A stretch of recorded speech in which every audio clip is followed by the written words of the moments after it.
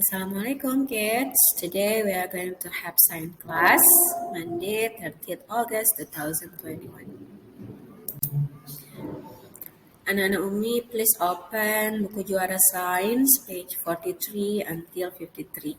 Buka buku juaranya halaman 43 sampai 53 ya.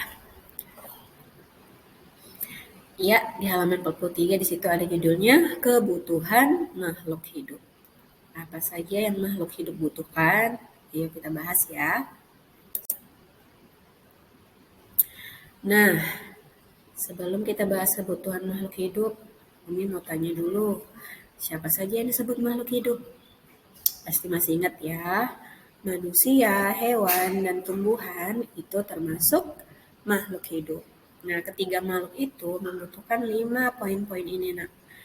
Makhluk hidup membutuhkan udara, air, sinar matahari, tanah, dan makanan untuk dapat bertahan hidup. Nah, kita bahas satu-satu ya. Yang pertama udara.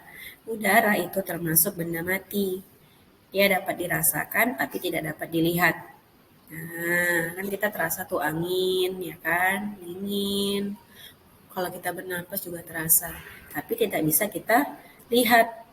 Nah, udara yang kita hirup itu bagi manusia dan hewan, yang kita hirup adalah oksigen. Setelah kita hirup, kita mengeluarkan karbon dioksida. Nah, beda sama tumbuhan. Kalau tumbuhan yang dihirupnya dari udara itu adalah karbon dioksida. Lalu mereka mengeluarkan oksigen. Oksigen yang dikeluarkan oleh tumbuhan itulah yang kita hirup. Oke. Berikutnya ada air. Nah, baik itu manusia, hewan, dan juga tumbuhan pasti membutuhkan air. Air juga termasuk benda mati ya. Berikutnya ada sinar matahari. Sinar matahari juga termasuk benda mati. Nah, fungsi sinar matahari agar suhu tubuh kita tetap hangat. Nah, pasti anak-anak Umi bisa bayangkan kalau tidak ada matahari, cuaca pasti selalu gelap, dingin, ya kan? Nah, bagi tumbuhan, matahari juga bisa membantu mereka untuk membuat makanan. Nah, jadi tumbuhan itu butuh sinar matahari untuk pembuatan makanan mereka. Berikutnya ada tanah.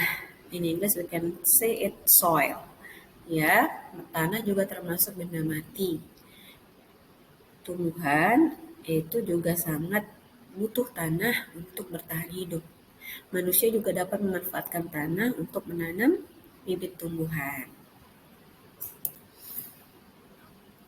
Berikutnya, yang kita butuhkan untuk dapat bertahan hidup itu adalah makanan, terutama bagi manusia dan hewan. Makanan bisa menjadi sumber energi bagi kita. Kalau tanaman tadi kan membuat makanannya sendiri melalui bantuan sinar matahari. Nah, berikutnya bagaimana kita mengetahui adanya udara?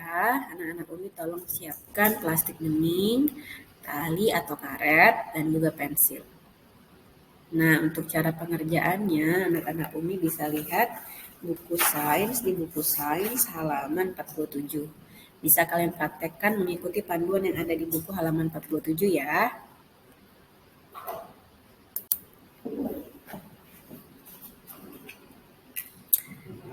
Oke, berikutnya mari kita jawab di halaman 49. Coba anak Umi buka semua halaman 49. Nah, di situ ada gambar sapi, bunga, orang yang sedang duduk atau manusia, dan sebelahnya kucing. Nah, di situ ada pilihan kebutuhannya. Di nomor 1 udara, nomor 2 makanan, nomor 3 tanah, nomor 4 sinar matahari, nomor 5 air. Nah, misalnya sapi. Sapi apakah butuh udara? Butuh ya. Nah, Umi buat di situ nomor 1 di bawah gambar sapi. Apakah sapi butuh makanan? Butuh. Buat nomor 2 lagi di lingkaran berikutnya. Apakah sapi butuh tanah? Butuh ya untuk tempat tinggalnya. Untuk tempat dia berpijak, ya kan? Berikutnya apakah sapi butuh sinar matahari? Pasti butuh ya untuk mempertahankan hidupnya. Berikutnya, apakah sapi butuh air? Pasti dong, kan sapi juga minum. Berarti sapi lengkap kelima nomornya ya. 1, 2, 3, 4, 5. Nah, untuk gambar tanaman atau bunga, manusia dan hewan, silakan anak-anak Umi lengkapi ya.